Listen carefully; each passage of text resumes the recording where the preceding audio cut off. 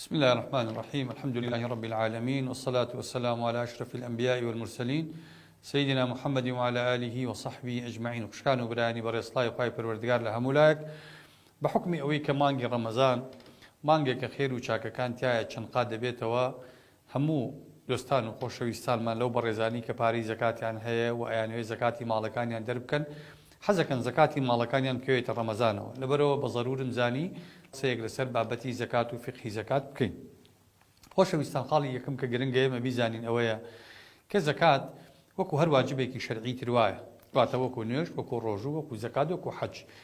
زۆر گرنگە ئێمە حکمە شەرعیەکانی بزانین، واتە فەرزی عینە بەتایبەتی ئەو بەڕێزانی کە پارە یا ماڵێکیان هەیە زەکاتی لێ ئەکەوێ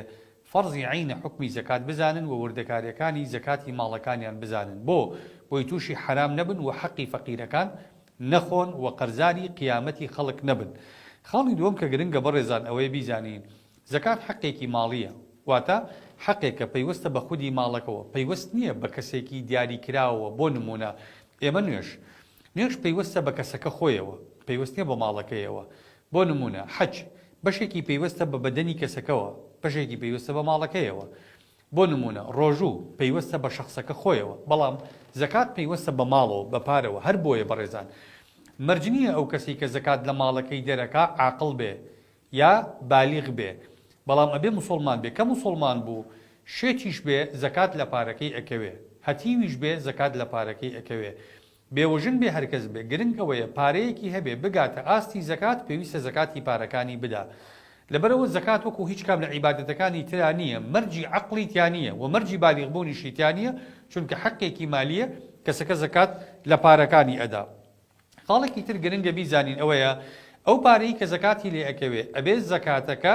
خاوەنێکی دیاریکراوی خۆی هەبێ پارەکە. ئەگینا لەو پارانەی کە پارەیەکی بڵاون کە خەڵکانێکی زۆر خاوەندارێتی ئەکەن کە موڵکی تایبەتی کەسێک نیە زەکات ناکەوێ. بۆ نمونە ئێمە پارەیەکمان داناوە بۆ مزگەوت، پارەیەکمان داناوە بۆ موەسسەسەیەکی وەقفی، پارەیەکمان داناوە بۆ مەشروعێکی خەیری، خەستەخانەیەکە، بیرێکە، مەکتەبێکە.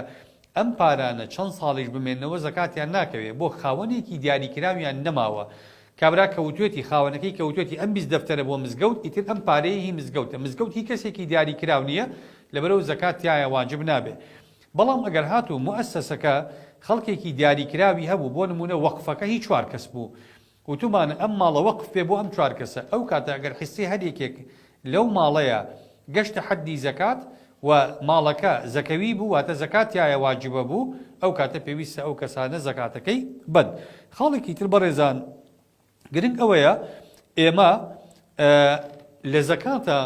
ئەو پارەیە بدەین کە لە مەسلحەتی فەقیرە، ئەو شتە بدەین بە زەکات کە لە مەسلحەتی فەقیرە. ڕاستە ئەسڵ وایە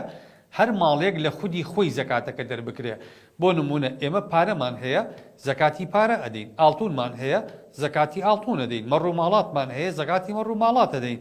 دەغڵودانمان هەیە زەکاتی دەغڵودان ئەدەین.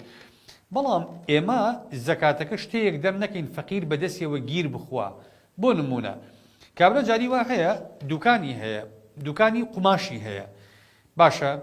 ئەو زەکات کە دەرەکە ئەو ئەسڵ وانی لە قوماش زەکات دەرکات، چونکە قوماشەکانی عروضی تیجارەیە ئەسڵ وایە بە پارە تەخمینەکرێن، لە پارە زەکات دەرکات. دواتر تۆ قوماشەیی بە کابرایەکی فەقیر کی ئەڵێ ئەو ڕەنگی بەدڵەکە تۆ ئەیەیتێ، کی ئەڵێ ئەو قوماشەی ئەوەیە کە تۆ ئەیەیتێ، کی ئەڵێ بۆ نمونە ئەو پێویستی بەوەیە ئەسڵەن. لەبەرەوە چی لە مەسلحەتی فەقیرە؟ گەنم و جۆ. بۆ نمونە تۆ کابرای فەقیر باغی فەردەیە گەنمی ئەدەیتی، ئاخر فەردەیە گەنم چی لێ بکا؟ ئەو ئێستا ئارد هەرزانە، لەبەرەوە مەسلحەتی وانیە گەنمەکەی بێتێ، پاری گەنمەکەی بدەرێ. بۆیە بەڕێزان زەکات مەقاسیدی شەرع وایە زەکات بۆ مەسلحەتی فەقیر دانراوە، پڕکردنەوەی پێویستەکانی خەڵکی هەژارە. چی بۆ هەژارەکان خێری زیاترێکە ئەوەیان بدەنێ، نەک تۆ چی لە مەسلحەتی خۆتە ئەوە بدەیت. لەبەرەوە ڕاستە ئێماڵین زەکات لە عینی ئەو شتە ئەدرێ کە زەکاتەکە تایە واجب بووە، بەڵام ئەگەر زانیمان مەسلحەتی فەقیر لە پارەیە شتەکەی بۆ بکەین بە پارە و پارەکە بدەین بە کابرای هەژار. ئەمە خاڵێکی ترە گرنگە ئاگامان لێ بێت. خاڵێکی تر بەڕێزان ئەو مەرجانە چین کە بەهۆی ئەوانەوە زەکات لە ماڵێکا واجبە بێ. خاڵی یەکەم ئەو ماڵەی کە ئەیدەین ئەبێ یەکێک بێ لەو ماڵانەی کە زەکات تایە واجب بێ. ئەگەر شتەیەک نەبێ لەوانی کە زەکات تایە واجبە بێ ئەو کاتە زەکاتەکەی نادەین. بۆ نمونە زەکات لە ئاڵتۆن و زیو، لە دراو، لە ڕەشەوڵاق، لە مەڕووماڵات، لە وشتر، لە دانەوێڵە لەمانەیە زەکات واجبە بێ ئەمە ئەو ئەسنافانن کە شەرع دیاری کردووە ئەمە بەعەقڵ ناکرێ بەڕێزان خۆجاری وا هەیە سنفێک هەیە لەمانە گریانترن لەمانە گرنگترن لەمانە بەباهاترن بەڵام شەرع زەکاتی تیاوەڕ ناگرێ بۆ نمونە کابرا ئاسکی هەبێ چل مەڕی هەبێ ئەبێ زەکات بە بەڵام چل سەر ئاسکی هەبێ زەکات نادا چونکە زەکات نییە ماڵێکی زەکەوی نییە ئاڵتون و زی و دراوی هەبێ زەکات هەیە بەڵام دوڕی هەبێ مەرجانی هەبێ لؤلؤی هەبێ باش ئەڵماسی هەبێ ئەمانە زەکاتیانە واجب نییە با چەند قاتی ئاڵتون و زوی ئەمانە بەباهاترن چونکە شەرع زەکاتی لەمانەیە دانەناوە مەگەر ئەمانە کاڵای کڕین و فرۆشتن بن ینی بۆ بازرگانیکردن بەکاربێن ئەگینا کەسێک مستیلەیەکی ئەڵماسی هەبێ ئافرەتێک بۆ خۆی بەکاری بێنێ زەکات لە ئەڵماسەکەیە واجب نییە بەڵام لە ئاڵتون و زیوە واجبە کەواتە ئەبێ ئەو ماڵی کە ئێمە ئەمانەوە زەکاتی لێ بدەین زەکات شمولی بکە خاڵی دووەم ئەبێ ڕێژەکەی بگاتە حەدی نیساب کاڵی حەدی نیساب بەڕێزان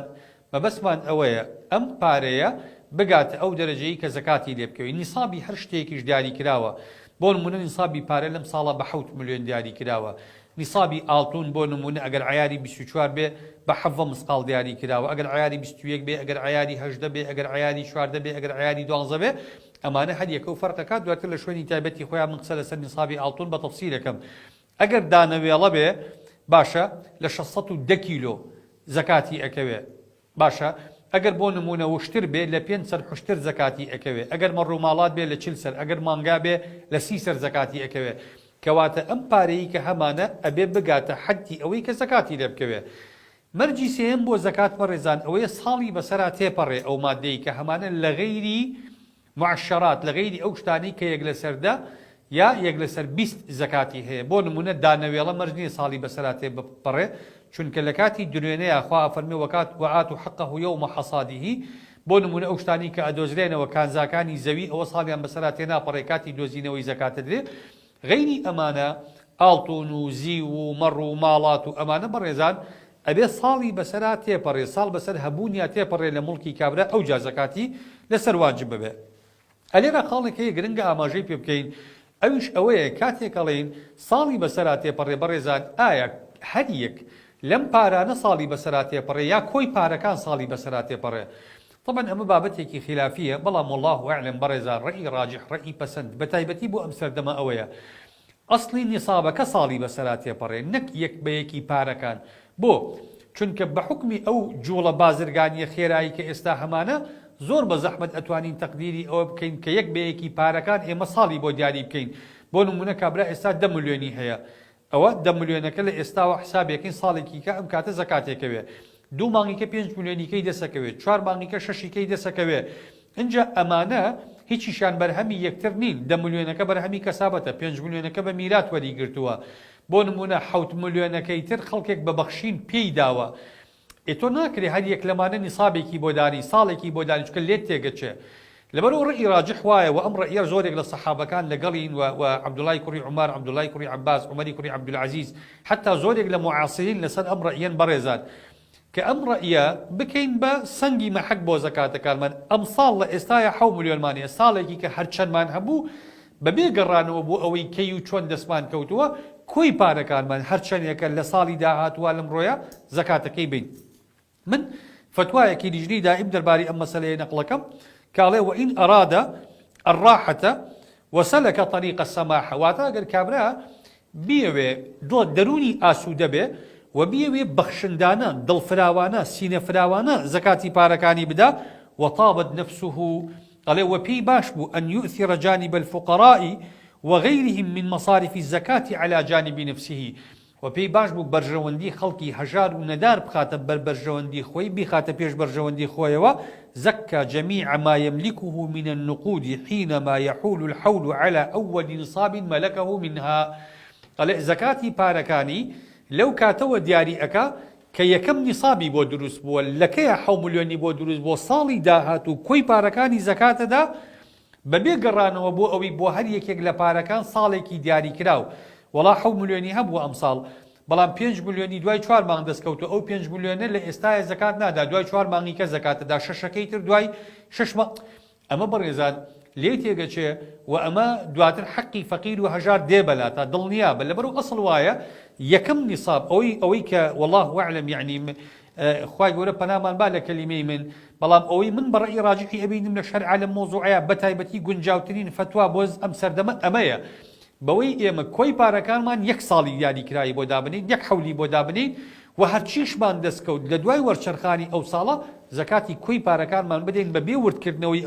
ئەوەکەی دەستکەوتەوە ئەوەکەی دەست نەکەوتووە مهم ئەوەی ئەسڵی نیسابەکەمان ساڵێکی بەسەرا تێپەڕیوە چی لەوە زیاتی کردووە بە ئەسڵی نیسابەکە ساڵی بۆ دیاریەکەین و زەکاتەکەی ئەدەین لبرو أفرمون وهذا أعظم لأجره وأرفع لدرجته وأوفر لراحته وأرعى لحقوق الفقراء والمساكين